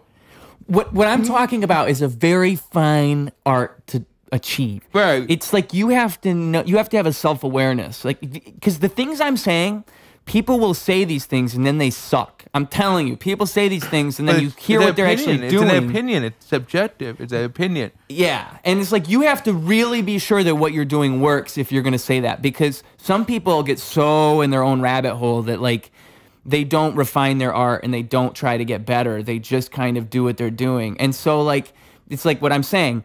Oh, well, if I show my song to you and you don't like it, I don't care if you don't like it. That only works if you really know how to make music. Because if you say that and then your music's bad, you're just putting yourself in a box. You should care what those people think. But I just know for a fact, like what I do, but it's almost controversial in a way because I'll show some people my music and it's almost crazy to me. It's even controversial, but it confirms that it works. It's like I'll show my music to some people and you would play the music. Well, I mean, like, let's say this. You're not showing the music. You're not drawing it out to him on a piece of paper. You're playing the music. Sure, let's say that. I play the music, but I just mean like I'll post something on social media, right? And what that does is it puts it out in front of a large group of people and a random group of people necessarily. Like you have my followers, but then you have this random group of people. And so I'm just falling under the sphere of rap and hip hop. That's like what these hashtags do. That's what this algorithm does. It shows these people this is a rap hip hop artist. The way that rap and hip hop is now, what I'm doing is something so different than what most people would do. And again, when you say something like that, you have to really prove it. But I know it for a fact because people don't even know how to react a lot of the time. They're so used to rap sounding this way, with this modern rap sound where a lot of shit is just turning up and just fucking rapping just to rap. And I don't think that there's, like I told you earlier before we started recording, I think that music's a spiritual thing. And I think these people don't even think spiritually about their music, and it fucking pisses me off because you can be doing something fucking amazing. You have superpowers as a musician. Like, you have something people would dream of having, but you're squandering it by making this bullshit. And it's like, I just think that that's the type of mindset. And so, like, I don't know how I would go to comedy and approach comedy with that, because I'm so certain of myself. And I know that you have to be that way in order to win. Every person who's successful, that's what the story is. They were certain enough of themselves and that they were able to achieve it. And, you know, it's either you tell yourself that or you don't tell yourself that. And, like, that's just, I think I would struggle a lot with it, to be honest with you. If I went on stage like 10 times in a row, I bomb every time, and I really think I'm funny, I would fuck myself up, because I'd be like, dude, when I'm talking to you, we have a good time. You laugh at what I say, so what the fuck is not working here? Like, that would really mess me up. Yeah, it does, and I think that's, so I'm doing comedy in a sense, I want to be the bridge between the deaf world and hearing world and all that stuff.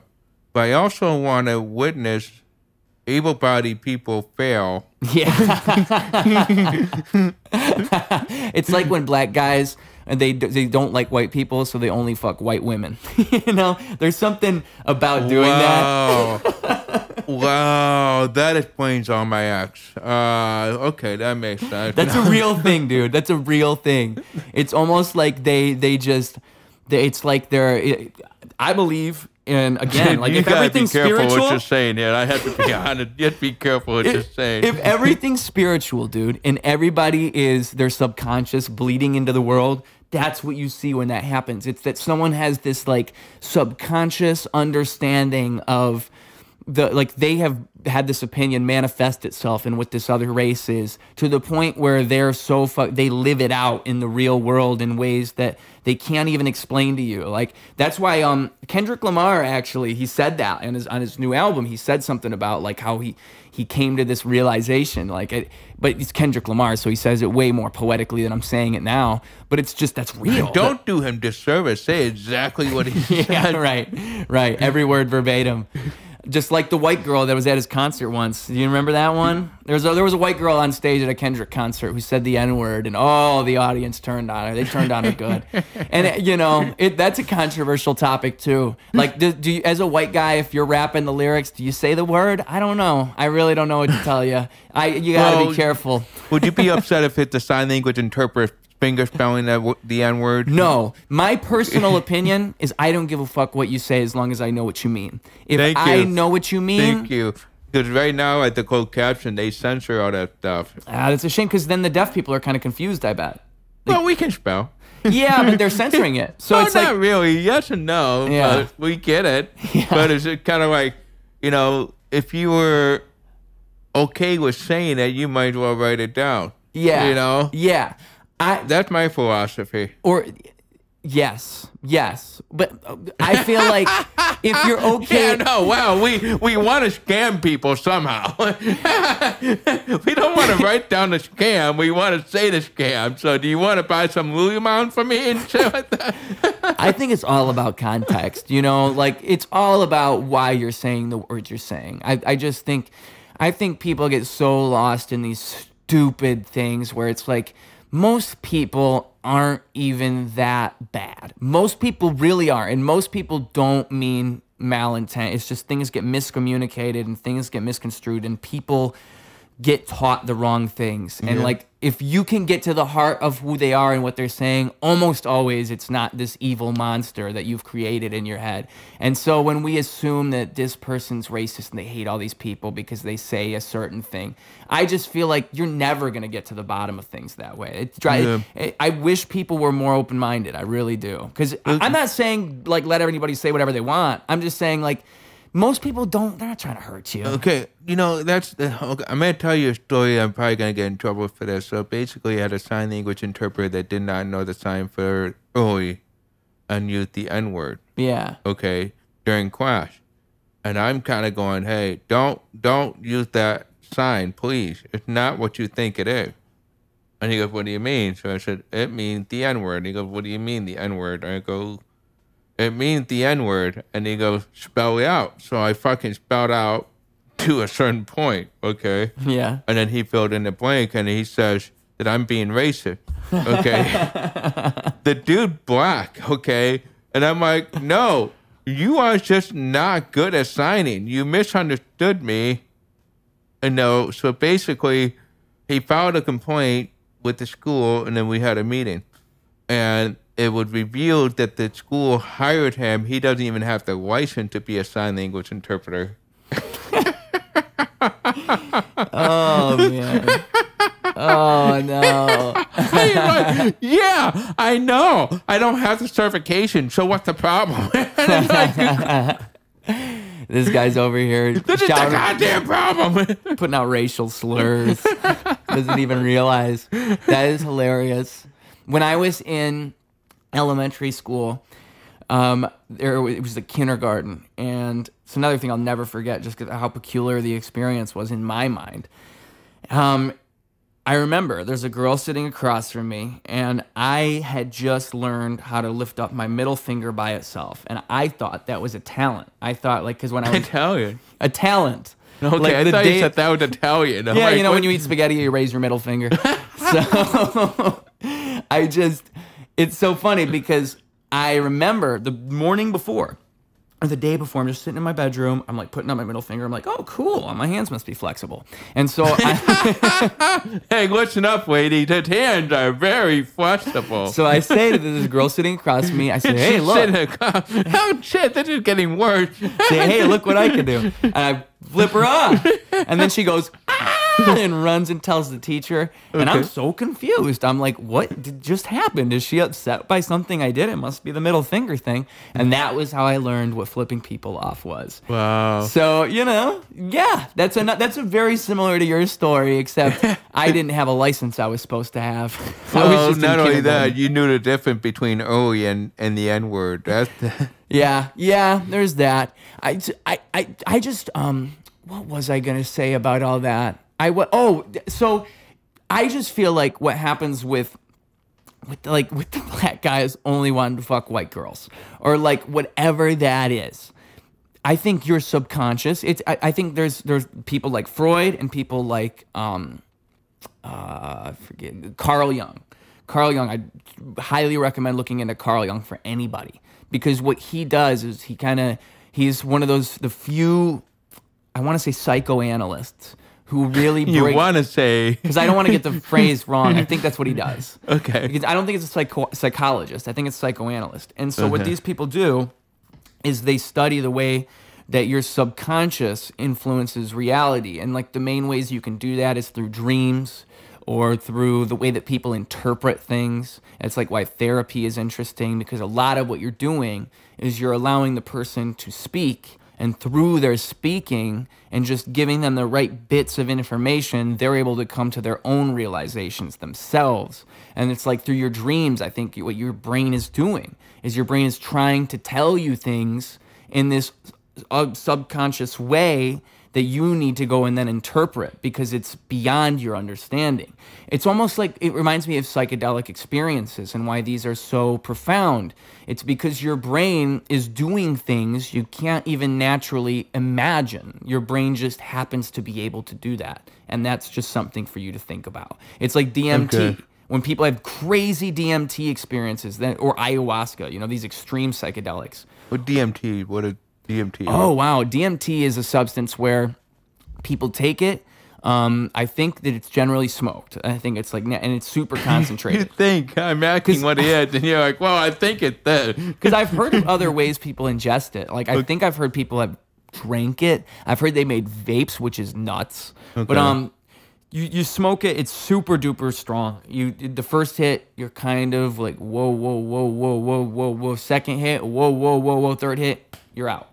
And then you go, this is what's so crazy about it. To me, all of these stories, if you compare them to near-death experiences, they're very similar. It's so similar. And so it could be what's happening when you die, but who knows? And so what it is you enter a realm of reality that is usually, almost always, described as more real than everyday reality. Something about it is so real. It's like being in a dream, but the dream is so real, it's actually more real than your regular consciousness. And you experience these crazy visuals. It's basically like pure kaleidoscopic vision. Things are just all shapes and all geometric patterns.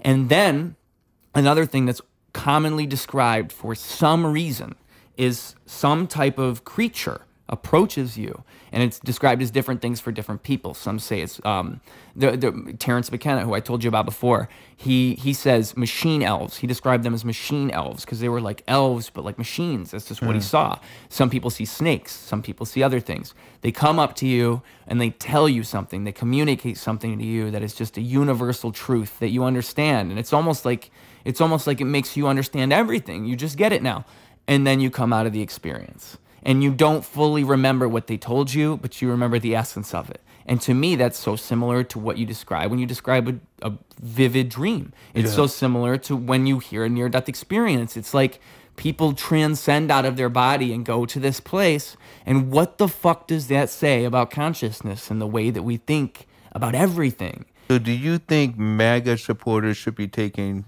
DMT? I will say this because I'm going with that, right? I feel like you're someone who would get it. It's so hard to say these things nowadays. I like Donald Trump. I've always liked Donald Trump. What the fuck? I love the guy. God damn. Why? You would probably think I need more DMT. Wow. I love the guy. I look at him as like he reminds me of Kanye West. He reminds me of these people in society who come along and they're like analogs to what our society is at the moment. And you actually need them. You need them to show you all these other things about society. Because what he represents to me is he represents, like, no matter what you feel about the things that he says, what he does is he highlights the hypocrisy of our entire system as a whole. Just the way that people talk about him, just the way that it doesn't matter what the fuck he says. He can say anything. You're going to hate him no matter what, because you've been taught to hate him. It's actually crazy to me. I didn't like him that much back in 2016, back in 2020. And then, like, after the assassination attempt and a couple other things. Oh my fucking God, I knew this was going to happen. Let me tell you, dude, because there's something about that. There's something about the fact that you can have a president almost get shot, and a bunch of people's reaction is, it's just the way it is. It's the way the country is. That guy sucks. Like, what? That's where we're at now? It actually blows my mind. And then you listen to the guy talk, and it's like, well, he didn't say anything that bad. And he's the only guy who's saying we shouldn't be involved in war. Let's make the war a little not warish. Yeah, I don't want people to die. You don't even have people saying that in government anymore. They just don't even say that anymore. There's certain things he does that you actually do. Like, if I were to run for president, people would hate me just like Trump. I guarantee you, because I'm too human for them. I'm too much of an idiot. They would.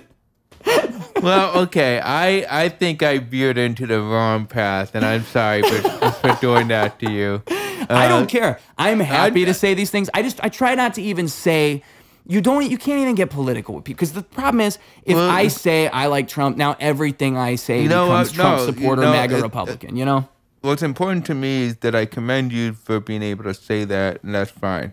And, we may have a different perspective, but I appreciate you sharing your perspective. Yeah, it really doesn't matter, because most things, we're people. We're just people. Well, I think at the end of the day, we both want America to be better than what it is. That's what most people want. And I think that's the problem with the whole political situation now. It's so frustrating, because It's like what I said about the spiritual. If people looked at things more spiritually, you wouldn't have that. You'd have people who, I think if everyone in Congress took DMT, you'd have a different world. That's what I think. Yeah, you know what? Okay, so I have a friend of mine who, deaf couple, right? Yeah. And the deaf couple, one of them is from Poland. Okay. Which you'd be surprised that Poland did not support the deaf community. Yeah, that is surprising. It is fucking surprising. And then another one is from China, okay? And basically her parents had 2 deaf daughters, so they escaped China because they had 2 deaf daughters. They were hoping they would get a deaf son. So the first one was a mistake, and then the other one became deaf. And then they're like, fuck it, we'll just have one more, but we'll get out of China first because we got the most unwanted. We better get out of here. Yeah. This isn't going well. So anyway, they're married, right? The Polish woman and the Polish guy and a Chinese woman, right? And Polish guy is having anxiety attacks and shit like that, right? Yeah. And she tried to tell him to calm the fuck down. And he's like, no, I'm fine. I don't have any problem. I'm not crazy. And so the Chinese woman goes, okay, can you do me a favor? And I said, what? She knows I have the medical marijuana card, right? Uh-huh. She goes, can you go to the dispensary and buy Skittles for me? So she's been missing the Skittles bowl without him knowing at fucking all. Okay, so I go, so how's he doing? I didn't even know that's her plant. I did not know that was a plant. Yeah. I just gave her the Skittles, and then I went to take a piss, and I come back, and I see Skittle bowls, and she sees me munching on it, and she goes, don't be greedy with that. And I didn't know there were edibles in there. Oh, no.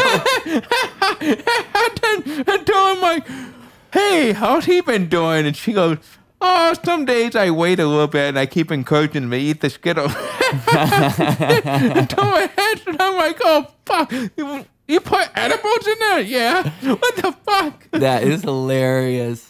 Oh, man. You got to warn people with the edibles. I mean, there's so many good stories. She's like, I'm not warning him. He's going to be crazy or he's going to be an asshole. Yeah. There was this story about, it was a couple that had edibles at their wedding, and they just thought that would be cool. Yeah. And everybody at the wedding, like, I think they got in trouble. I think they actually got in trouble. Yeah, because they're illegal. What they did was that even though it was legal in this state, it's still not legal federal, but the family member was a federal employee and was so fucking pissed off, and rightfully so. But at the same time, have you seen a state employee or federal employee still have their job, be real good at it, but they're under the fucking influence of something?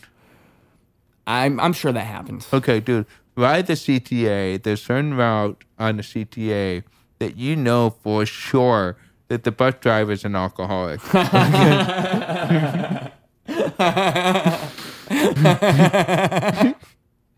Like he's exactly the archetype. The union's been on his fucking back. Well, he's been around for so long that he knows when the boss is coming around, so he kind of made sure that the union's not going to be involved and all that stuff. And you actually want him to be your driver. You really do. You trust him more than the sober people. Well, I had one that was taking me to the bad part of the city, right? And the bus driver was not letting me off. I ride a scooter, so I carry the scooter on the bus, and I'm trying not to be the asshole that takes up all the ride. Yeah. So the battery dies. I'm going through the bad area, and I'm trying to get off, and he keeps the door closed, and he goes, "Sir, you don't want to be here." And he's a functioning alcoholic. And I'm like, well, let me off. He goes, "Sir, it's too dark over here for you." And I'm like, what do you mean? He goes, and he's a black bus driver, right? He goes, "Sir, it's too dark for you to be here."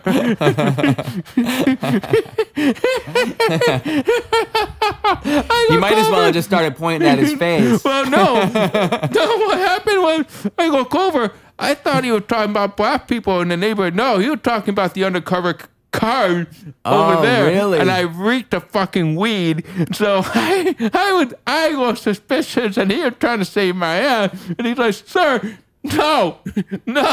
I'm like, okay. The nervous bus driver that's sober is like, get the fuck off my bus. Get off. You're on your own. Yeah. So, I'm telling you, if you get one of those bus drivers, just don't piss them off. Don't distract them, but always have a great day. Thank you for taking me here. And they will. You can take a shit over there if you need to. Yeah. This is why I really think like street smarts.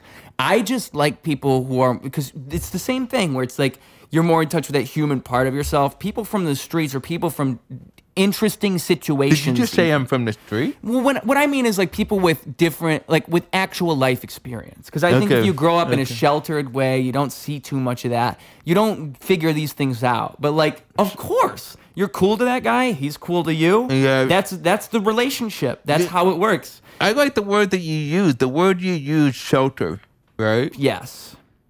You make it sound like it's a bad thing, like being homeless is a better thing. I just mean like shelter. Fuck you. How much want shelter? Think about it this way, okay? Imagine you got the street smart. Imagine you're a turtle and you always stay in your shell. You never pop your head out. You're gonna be a pretty stupid turtle. Yeah. And that's what I mean by shelter. Is like it's about the mental capacity to even. Why are you bashing on turtles? We all know they're slow. Hey. Hey. I'm slow myself. I'm allowed to say that, all right?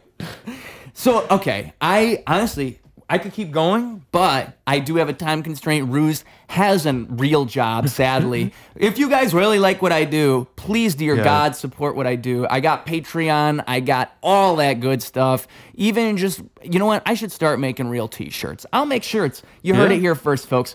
But yeah, man, and support what this guy does. This guy is a great comedian. He's very funny.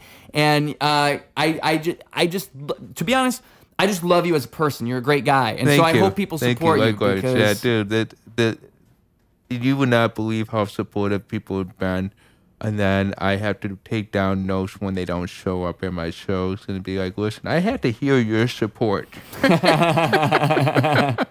what he's saying is, if I don't show up, I'll be on a list. Not offended. Thank you all. So yeah, and thank you. What would you want the people to walk away with today? If you got any social medias you want them to go find, anything like that? Yeah. So my social media, you are the Pita, YOUARETHEPITA.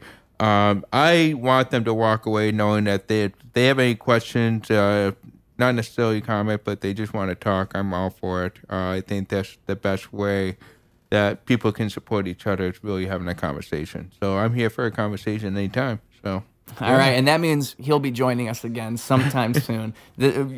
It's been a fantastic time. It always is here at Ruse Radio. With all that being said, Ruse Radio. Clocking out. Yeah. Got the world in my pocket, got a girl on my arm, got an eye in my socket, whirlwinds in my palms. I'm a free man, let me lead you along. I can show you something different, let me sing you a song. Ain't no algorithm touch me, ain't no palace this lovely. I find a way to find a way out.